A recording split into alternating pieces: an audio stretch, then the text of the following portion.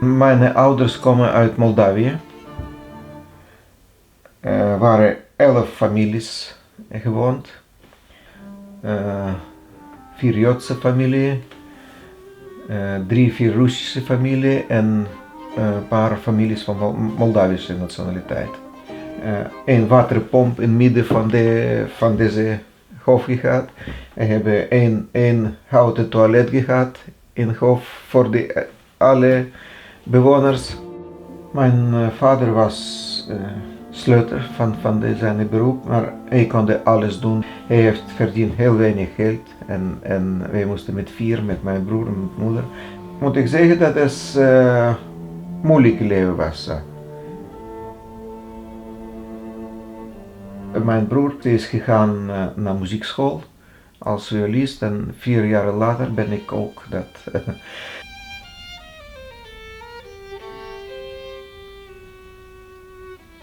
Ik kan niet zeker zeggen, ik denk 13 jaar zo, 14 jaar. Plotseling ik sta oefenen en ik plotseling hoor dat ik heb klank, ik kan iets zeggen met viool.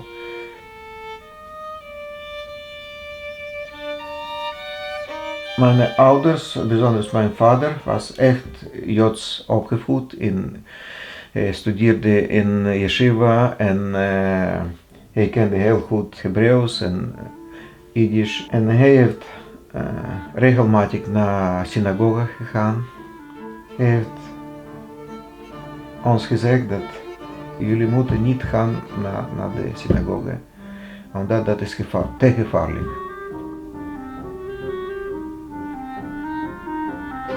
Dat was een soort, zeg maar, antisemitisme van straat.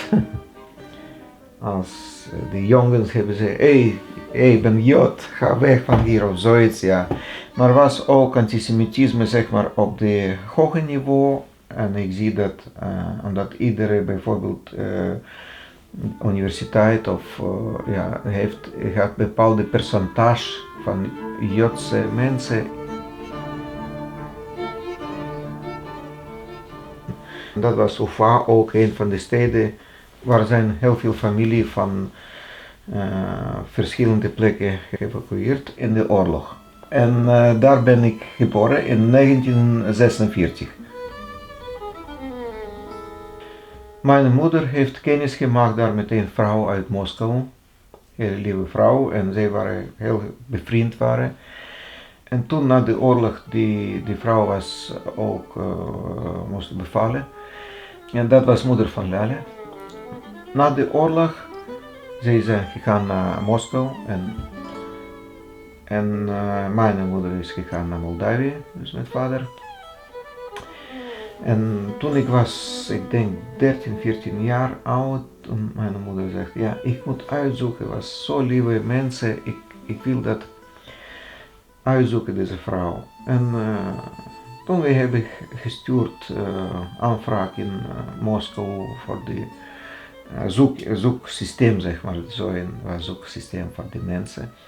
En zij heeft gevonden, deze vrouw. En die is naar ons gekomen met haar dochter, met bezoek in Moldavië. En toen ik heb de eerste keer gezien mijn vrouw. Ik ben in Moskou geboren, op 18 september 1945. Mijn ouders zijn eigenlijk van één streek van Smolensk. Het is grens tussen Wit-Rusland en Rusland. Mijn vader was dokter en mijn moeder heeft muzikale onderwijs gehad. Het was Sovjet-Unie en alle Joodse tradities in onze familie niet behouden waren, want het was moeilijk. Vriendenkring van mijn familie was voormalige patiënten van mijn vader. Dus we zijn altijd aan tafel zitten met veel mensen.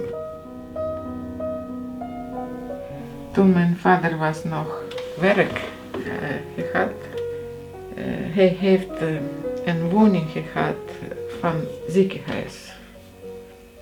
Toen heeft deze periode met Stalin heeft hij alles verloren. En werk, en woning, en auto en alles wat hij gehad heeft. Ik wilde altijd ook volgen van mijn vader. Maar deze jaar toen ben ik mijn school afgerond. Joodse kinderen van de artsenfamilie konden niet naar geneeskunde gaan studeren. En toen, ik heb het idee gekregen, in Moskou zitten meest goede professoren van viool en ik wil studeren in Moskou. Dus toen we hebben gedacht, als wij gaan trouwen, dan mag ik daar leven en ik heb studie daar, is alles geregeld. En toen is vader van Lale overleden en de moeder was heel tegen onze huwelijk. En ik ben gegaan terug naar Moldavië. Ik heb gewerkt. Ik heb wel gestudeerd en gewerkt dezelfde tijd. Na de afloop van de studie, ik moest doen militairdienst. Eigenlijk dat was ook een orkest, militair orkest. Maar wij hebben toch daar, ik heb groep gehad, een hele goede cellist en pianist. En wij hebben trio gespeeld heel veel. Ik ben vrij van militaire dienst geweest. Na afloop van 1 jaar. Volgende dag ben ik naar Moskou gegaan en wij waren getrouwd.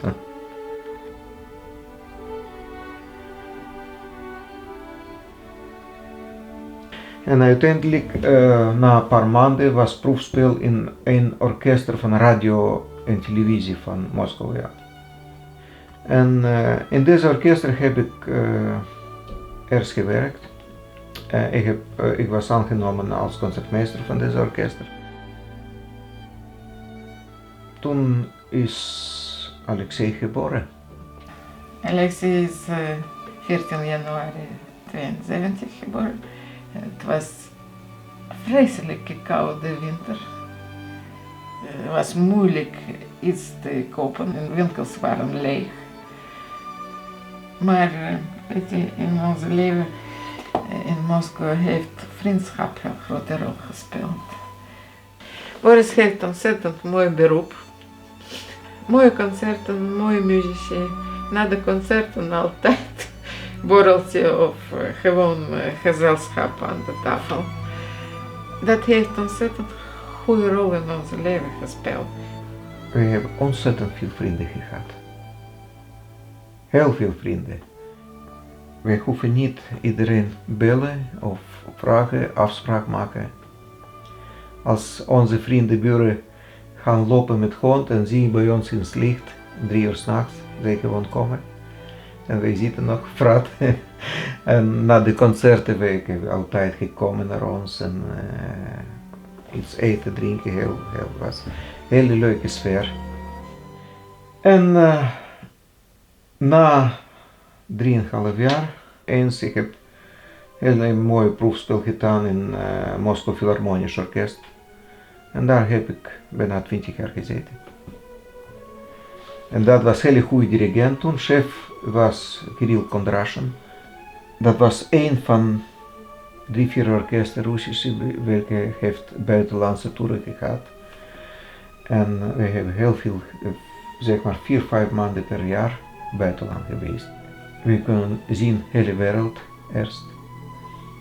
En tweede, dat was heel belangrijk, we hebben séjour gekregen in dollars.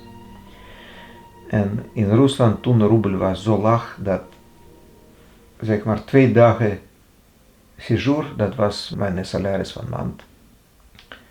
Maar overal waren met ons natuurlijk KGB-leden. Overal. Mijn vader speelt viool, hij is violist.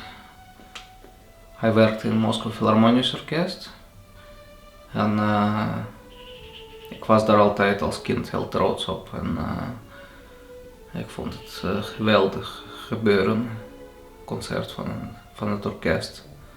Het gevoel van eenheid van zo'n grote groep Vond ik overweldigend.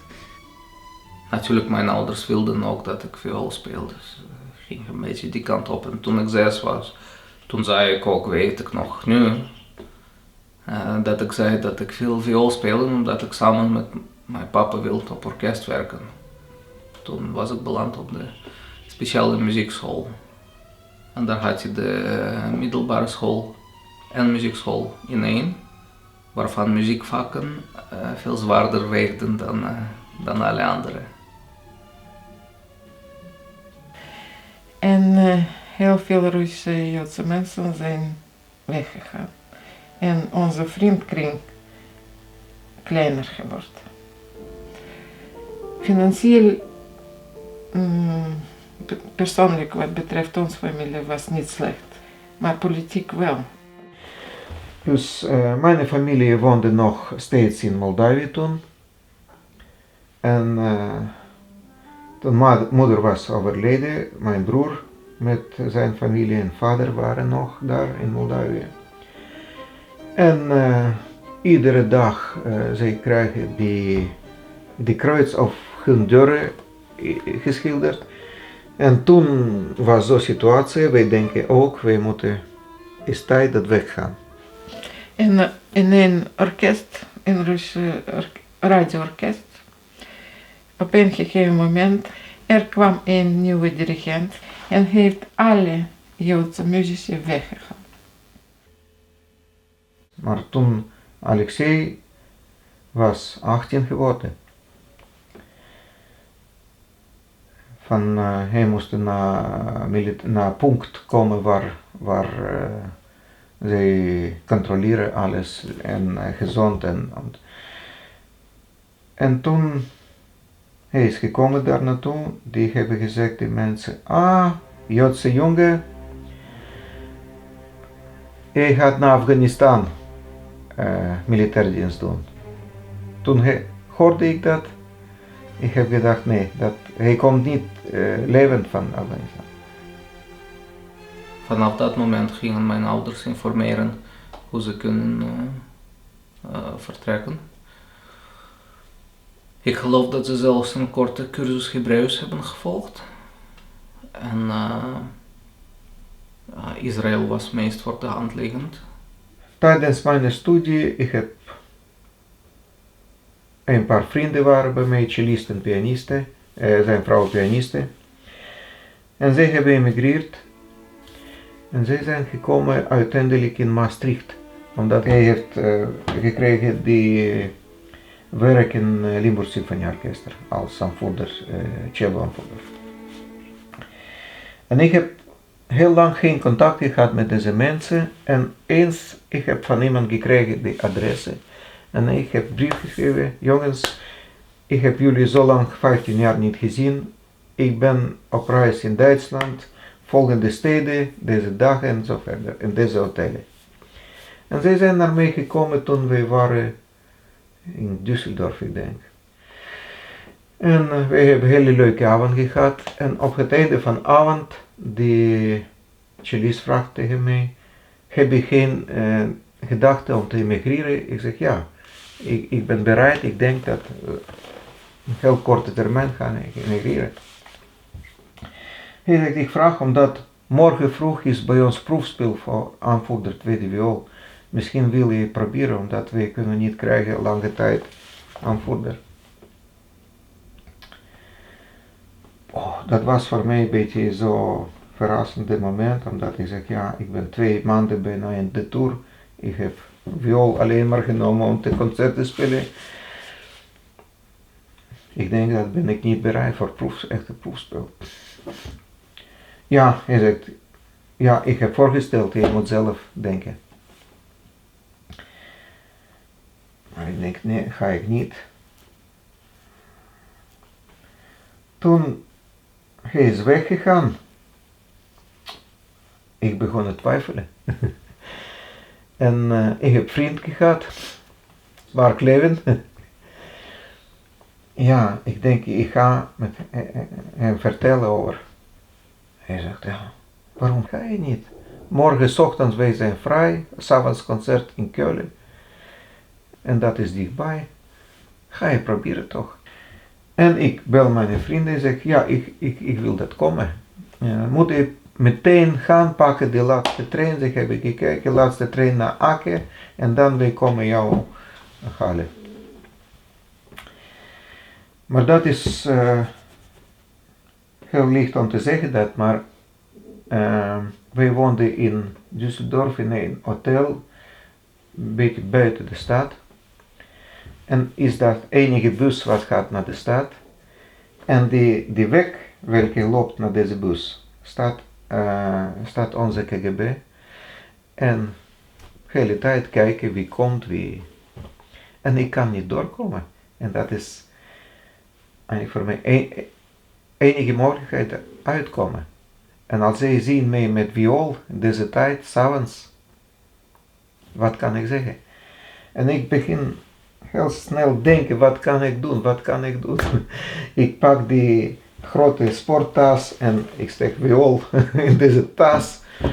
Ja, maar wat verder, als zij zien mij met die sporttas is. En tijd loopt. Ik voel dat ik haal niet de laatste trein. En plotseling ik hoor beneden dat was een garage onder de hotel, iemand start auto. En ik loop naar beneden. Ik zie die man starten met een busje.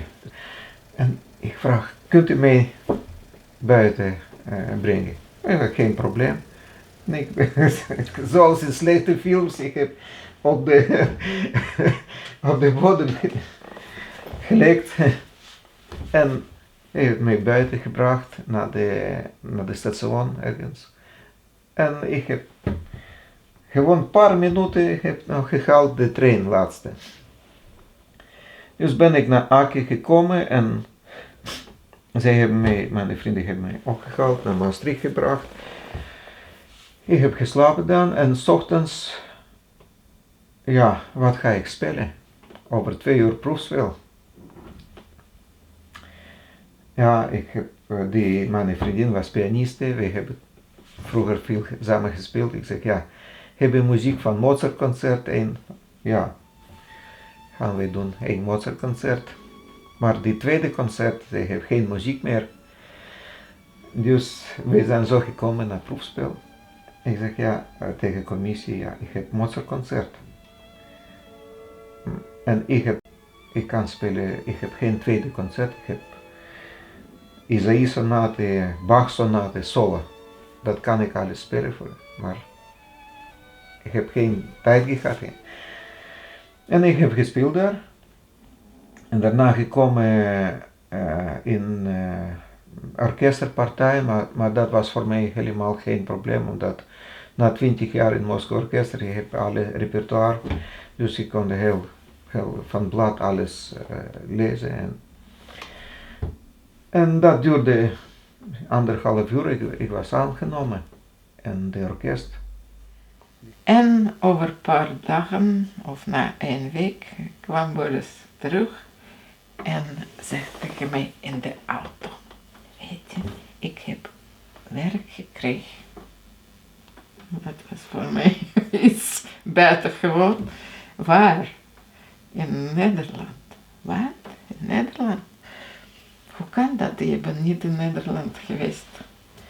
Maar ik heb tegen hem gezegd, dat kan ik goed herinneren, wacht even, dat is nog niks geregeld. Ik heb wel misschien goed gespeeld, heb werk gekregen, maar verder. Limburg Symfonieorkest heeft voor hem een verblijfsvergunning al gevraagd in Nederland. En voor mij en mijn moeder verblijf op grond van de familie van in Nederland werkende.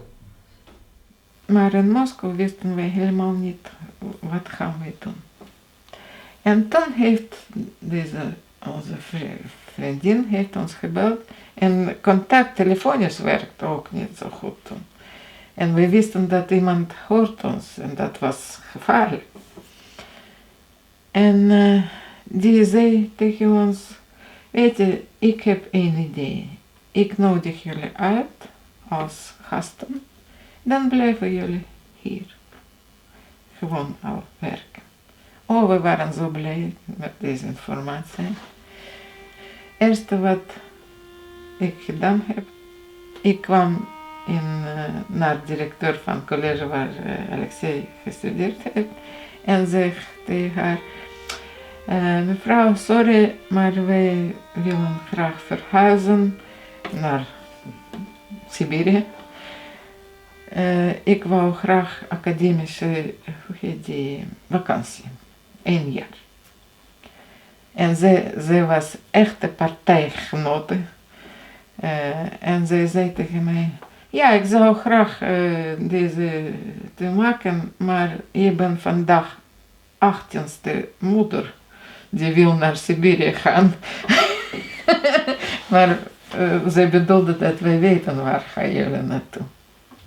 En zij schreef maar brief dat hij stopt met studie. En dat was fout, ik heb het geschreven. Ik kon niet voorstellen dat naast haar deur, een deur van mensen die sturen meteen papier van dat hij heeft gestopt naar militairdienst. Dus vanaf dit moment was hij verplicht militairdienst te volgen.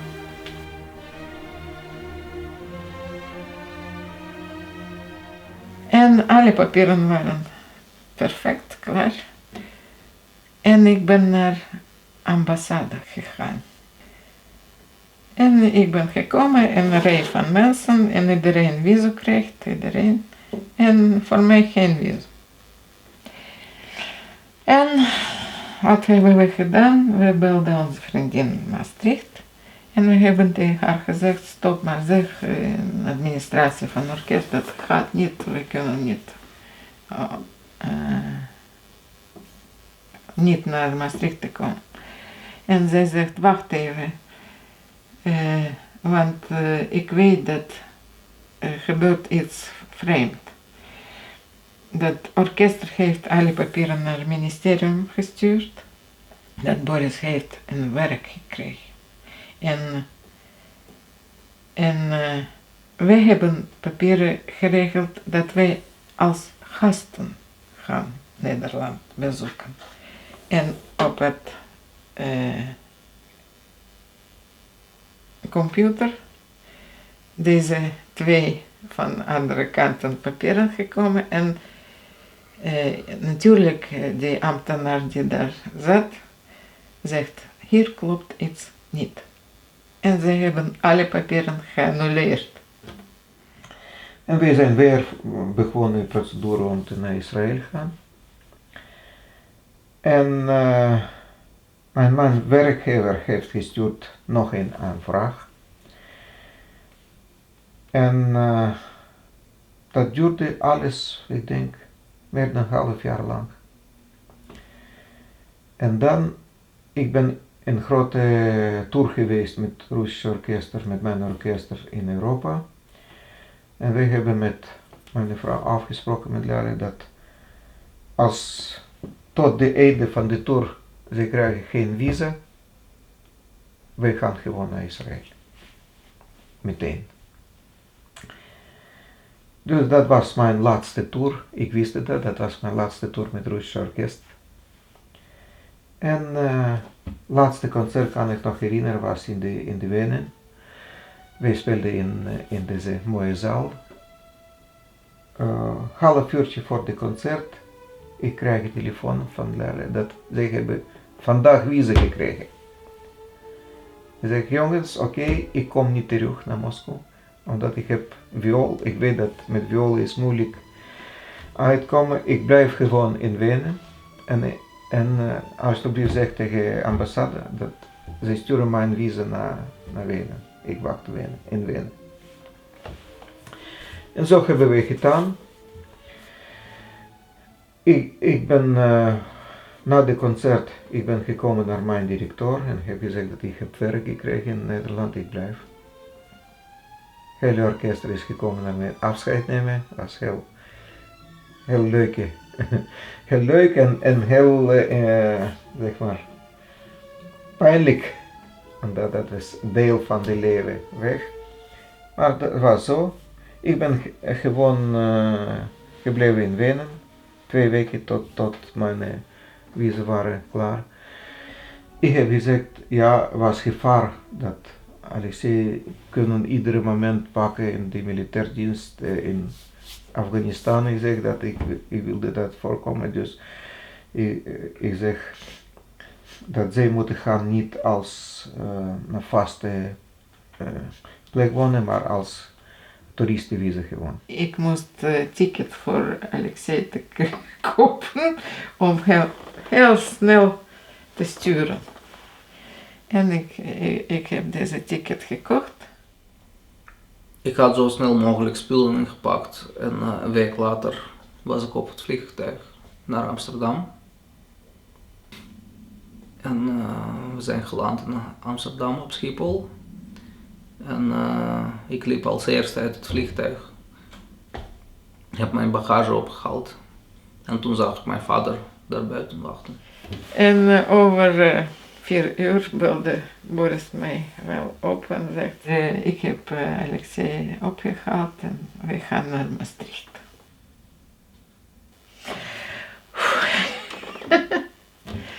En toen dacht ik, verdere stap, wat ga ik doen? We hebben een auto gehad, ik moest ook iets regelen. Maar ik heb gewoon onze vriend gegeven, zonder niks. Maar we hebben een hond gehad. Heel lief. En dat was een enorme moeilijke afscheid met deze hond. Een avond voor mijn vertrek kwamen mijn vrienden met vodka, met bloemen en zeggen dat roze bloemen voor liefde en witte bloemen voor verdriet. En allemaal aan tafel zaten tot 4 uur 's nachts. En om 6 uur moest ik vertrekken. En ja, over 3 uur ben ik al in Amsterdam geweest. En dan heb ik Boris en Leuske getrokken. Voor mij was het verschil natuurlijk eerste tijd groot, omdat ik ben van megapolis, ik ben gekomen in een hele kleine plek.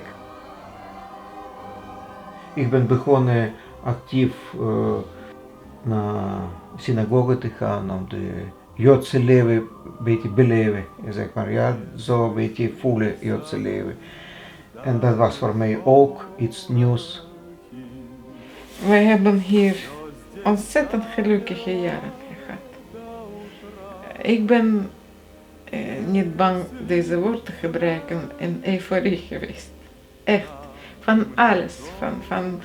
Van natuur, van gebouw, van mensen, van gewoonten, van tradities, van alles wat heb ik gevonden.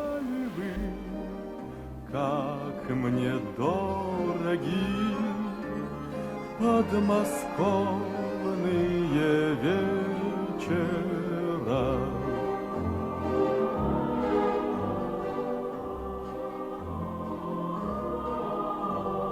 Речка движется и не движется, вся из лунного серебра. Песня слышится и не слышится в эти тихие вечера. Песня слышится и не слышится в эти тихие вечера.